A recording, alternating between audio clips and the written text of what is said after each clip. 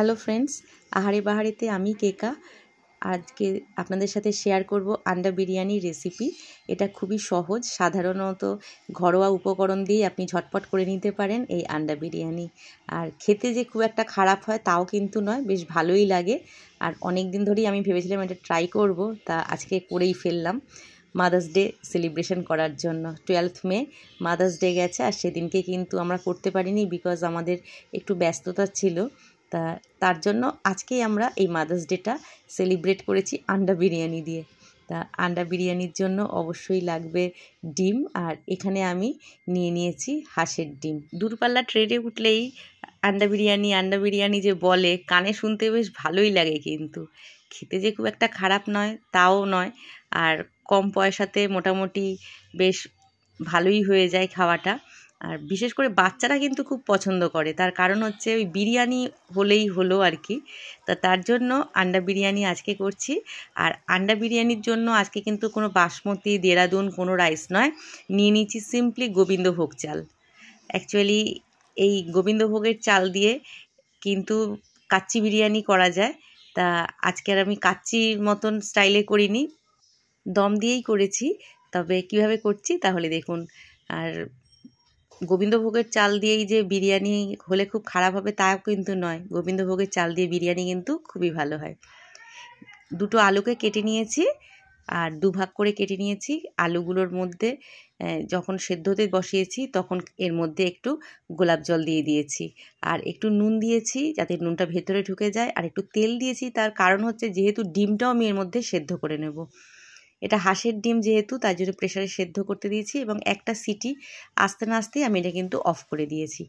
আর তেল দিলে কি হয়, গায়ের বাকলটা সহজেই খুলে যায়। আরও একটু জল দিয়ে দিলাম, আর জল দিয়ে এটাকে একটা হুইসেল আসা অবধি আমি এটাতে সময় নেব।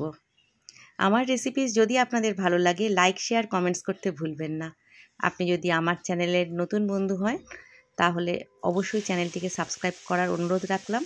পাশে থাকা বেল আইকন প্রেস করে তার অল নোটিফিকেশানটি অন করে দেবেন, যাতে নতুন নতুন ভিডিওর আপডেটস সবার প্রথমে আপনিই পান।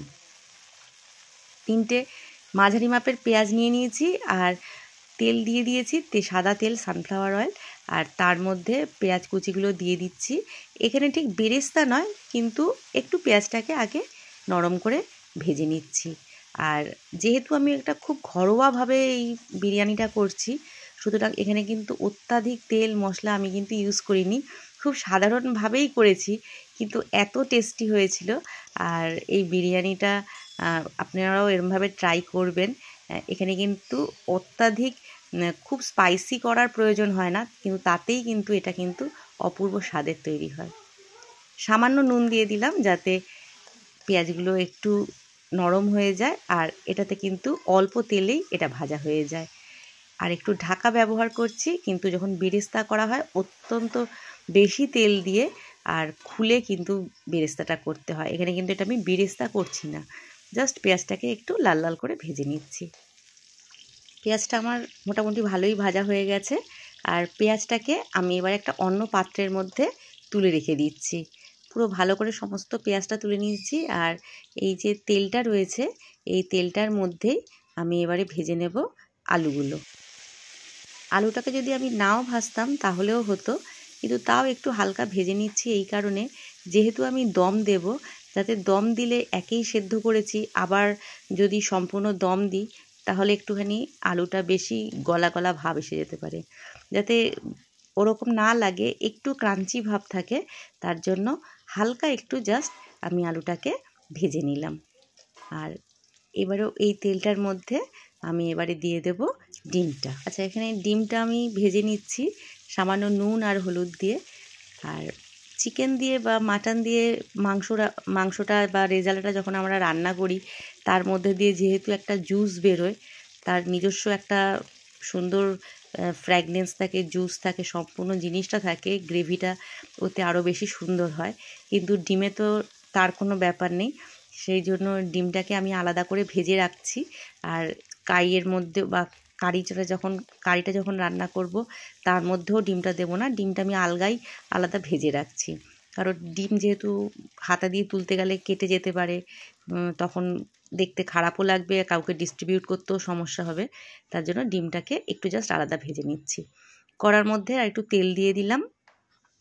এর মধ্যে আমি এবারে গ্রেভিটা রান্না করে নেব। এখানে দিয়ে দিচ্ছি এখানে 1/2 ইঞ্চি আদা বাটা আছে, একটা গোটা রসুন আছে, 4টে কাঁচা লঙ্কাকে আমি মিক্সিতে মিহি করে বেটে নিয়েছি।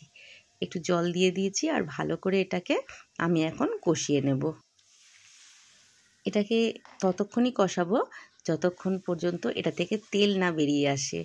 আর এর মধ্যে আমি একটু ভাজা পেঁয়াজটাকেও দিয়ে দিলাম, যে পেঁয়াজটাকে ভেজে রেখেছিলাম তার থেকে কিছুটা, বেশিরভাগটাই আমি এখানে দিয়ে দিলাম। আর একটা গোটা টমেটোকে পাতলা পাতলা করে স্লাইস করে কেটে রেখেছিলাম, সেটাও দিয়ে দিলাম। এতে রঙটা খুব সুন্দর আসবে। আচ্ছা, এখানে আমি রাঁধুনি রেডি মিক্স বিরিয়ানি মশলা ইউজ করছি। এই চালটা এবং এই মশলাটা কিন্তু বাংলাদেশের, আর এটা আমাকে এনে গিফট করে দিয়েছিল। তা সেইটা দিয়েই আজকে আমি রান্নাটা করছি। আর এটা দিয়ে আমি কাচ্চি করব ভেবেছিলাম, কিন্তু আর করা হলো না। যাই হোক, তাই আন্ডা বিরিয়ানিটাই করলাম। তবে আপনাদের সাথে নিশ্চয়ই একদিন কাচ্চি বিরিয়ানির রেসিপি আমি আপলোড করব এবং আপনাদের সাথে শেয়ার করব। যদিও আমার কাচ্চি বিরিয়ানির রেসিপি আছে, তাও আমি একদিন মাটন দিয়ে কাচ্চি বিরিয়ানি করে আপনাদেরকে শেয়ার করব আপনাদের সাথে। আর এই মশলাটা এখানে দিয়ে দিলাম, দিয়ে এর মধ্যে আরও একটু কাশ্মীরি রেড চিলি পাউডার, নুন, হলুদ, সামান্য হলুদটা দিয়েছি, দিয়ে ভালো করে কষিয়ে নিচ্ছি। আর খুব সুন্দর তেলও বেরিয়ে আসছে, দেখতে পাচ্ছেন। প্রায় এটা আমার মশলাটা তৈরি হয়ে গেছে। এই মশলার গ্রেভিটাকে আমি অন্য একটা জায়গায় ট্রান্সফার করে দিচ্ছি, ওই ছোট ওভেনটাতে দিয়ে দিলাম। আর যেহেতু আমার মোটামুটি সব রেডি হয়ে গেছে, এদিকে আমি রাইসটাকে বানিয়ে নেব। তা এখানে আমি এখন রাইসটাকে করার জন্য ওভেনে জল বসিয়ে দেব। রাইসটা কিন্তু একটু বেশি জলে করতে হবে, যেহেতু এটা গোবিন্দভোগ চাল, আতপ চাল। তার জন্য আপনি যে কোনো আতপ চালও আপনি কিন্তু নিতে পারেন আর কি, ভালো সুন্দর গন্ধযুক্ত আতপ চাল নিতে পারেন। আর এই আতপ চালটা এখানে আমি যে গোবিন্দভোগ চালটা যেহেতু নিয়েছি, তার জন্য এটা কিন্তু একটু বেশি জলেই ভাতটা করলে তাহলে ভালো হবে। জলটার মধ্যে নুনটা এরকম পরিমাণে দিতে হবে যাতে জলটা একটু লবণাক্ত টেস্ট লাগে, মানে বেশ ভালো নুন নুন লাগে। তাহলে হবে কি, ভাতটা যখন আমি ফ্যানটা ফেলে দেব, তাতে যতটা অ্যাবজর্ব করার চাল নিয়ে নেবে আর বাদবাকি জলটা বেরিয়ে যাবে। তার জন্য একটু নোনতা করে জলটাকে নিতে হয়, তাহলে সেই রাইসে আর লবণ কম হয় না। এর মধ্যে আরও একটু বিরিয়ানি মশলা আমি দিয়ে দিচ্ছি। এই জলটার মধ্যে দিয়ে দিচ্ছি দারচিনি আর কিছু গরম মশলার যে গোটা গরম মশলা থাকে সেগুলো দিয়ে দিলাম। একটু নাটমেগ, একটু জায়ফলকে আমি গ্রেট করে দিচ্ছি, সামান্য একটু গ্রেট করে দিলাম। 2-3টে তেজপাতা দিয়ে দিলাম, আর তেল দিয়ে দিলাম, সাদা তেল, আর একটু গোলাপ জল দিয়ে দিলাম। আর এখানে কিন্তু আপনি চাইলে একটু মিঠা আতরও দিতে পারেন। আর আমি এখানে একটুখানি ভিনিগারও দেওয়া যায়, তবে এখানে আজকে আমি একটু লেবু দিয়ে দিচ্ছি। লেবুর রসে ভাতটা খুব সাদা হয়, আর তেল দিলে ভাতটা ছাড়া ছাড়া হয়, ঝরঝরে হয়। তার জন্য সমস্ত কিছু দিয়ে এই জলটাকে আমি এখন ফুটতে দেব। ঢাকা দিয়ে রাখলাম। জলটা আমার বেশ সুন্দর ফুটে উঠেছে। এবার এর মধ্যে আমি এবারে চালটা দিয়ে দেব। আর চালটা কিন্তু আমি এখানে নিয়েছি 800 গ্রাম চাল নিয়েছি। ভালো করে আমি এটা ভিজিয়ে রেখেছিলাম আধ ঘন্টার মতন। এবার ঢাকা দিয়ে রাখলাম। আর ভাত কিন্তু আমার 15 মিনিটের মধ্যেই ভাত রেডিও হয়ে গেছে, কিন্তু সম্পূর্ণ সেদ্ধ হয়নি, একটু বাকি আছে চাল, এরকম একটু থাকবে বাকি, ওরম সময় আমি নামিয়ে নিয়েছি। এবার হাঁড়ির মধ্যে আমি 3 চামচের মতন ঘি দিয়ে দিচ্ছি। নিচটাতে লেয়ারিং করার জন্য আমি এবারে ঘি দিয়ে দিচ্ছি। এবার রাইসটা দিয়ে দিলাম, কিছুটা রাইস আমি এখানে দিয়ে দিচ্ছি। এবার গ্রেভিটা দিয়ে দিচ্ছি। গ্রেভিটা আলাদাই রাখা আছে, সেই গ্রেভিটার থেকে কিছুটা গ্রেভি নিয়ে এখানে দিয়ে দিচ্ছি। আর গ্রেভিটার রঙটা কি সুন্দর এসছে দেখুন, মনে হচ্ছে ভাত দিয়ে মেখে ডিমের ঝোল দিয়ে খেয়ে নিই। একটু গোলাপ জল ছিটিয়ে দিচ্ছি ওপর থেকে। আর এখানে একটু মিঠা তো দেওয়া যায়, তবে আমি এটাকে খুব একটা পছন্দ করি না, আমি খুব ঢেকুর ওঠে মিঠা আতরে, তাই জন্য একটু স্কিপ করেছি। মিঠা আতরটা আমি দুধের মধ্যে দিয়ে রেখেছি। জাফরান ভিজিয়ে রেখেছি দুধের মধ্যে, ওর মধ্যে একটু মিঠা আতর দিয়ে রেখেছি। আপনি চাইলে এই গ্রেভিটা যখন রান্না করবেন তার মধ্যেও একটু মিঠা আতর দিতে পারেন, বা ভাতটা যখন গরম দিচ্ছেন তার মধ্যেও সামান্য মিঠা আতর দেওয়া যেতে পারে। ওপর থেকে আরও একটু ভাত দিয়ে দিচ্ছি। আর আলুগুলোর কাটা অংশটা বাইরের দিকে রাখবেন, তাহলে যখন আলুটা তুলবেন সার্ভ করার সময় তাহলে আলুগুলো কেটে যায় না। আর গোল দিকটা যদি রাখেন অনেক সময় কেটে যায়, তখন অর্ধেক হয়ে যায়। তার জন্য আলুটার কাটা অংশটা বাইরের দিকে রাখবেন।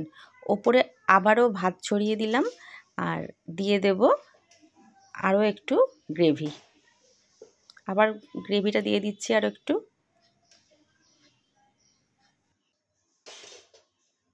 আবারও ভাত দিয়ে দিচ্ছি উপরে আর এক লেয়ার ভাত দিয়ে দিচ্ছি।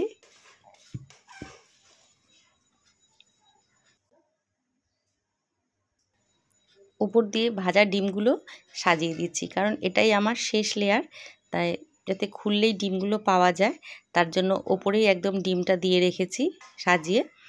আর দিয়ে দিচ্ছি পেঁয়াজটা যে ভেজে রেখেছিলাম, সেই ভাজা পেঁয়াজটা ওপর থেকে ছড়িয়ে দিচ্ছি,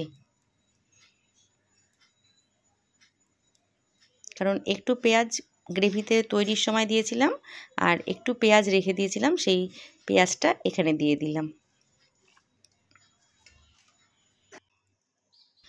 উপর দিয়ে কিছুটা ধনেপাতা কুচি ছড়িয়ে দিচ্ছি, আর চেরা কাঁচা লঙ্কাও দুটো আমি এখানে দিয়ে দিচ্ছি, কারণ খুব সুন্দর স্মেলটা আসে তার জন্য দিয়েছি। দুধের মধ্যে কেশর আর মিঠা আতর দিয়ে ভিজিয়ে রেখেছিলাম, সেটা দিয়ে দিচ্ছি। দিয়ে এবার স্টিমে দিয়ে দেব। আর একটু ওপর দিয়ে গোলাপ জলও দিয়ে দিয়েছি।